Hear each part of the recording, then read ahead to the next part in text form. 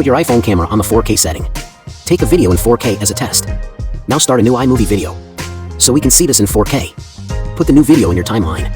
If you're taking a vertical video, you have to change the video rotation so you can see all of the video frame. Otherwise, you should see it in 16:9 aspect ratio already. Click Done. Save video. Now go to Apple Photos. Go to Edit. If need to change the iMovie video so it's upright, otherwise, the video is ready to watch. Now check the video information. Hold and slide to see the video data. It shows us its 4K resolution. Now make another 4K video. And put this video in the timeline of a new iMovie. But this time, we want to only use pinch to zoom on this video. So we zoom out fully, so we can see the whole frame. Click Done. Save video. Now go to Apple Photos. Go to Edit. Go to Crop and Rotate.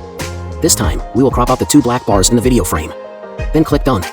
And we'll see only the relevant video area. Now we hold and slide to see the video information. It says 1280 by 2260 for less than 4K resolution. It's not 4K.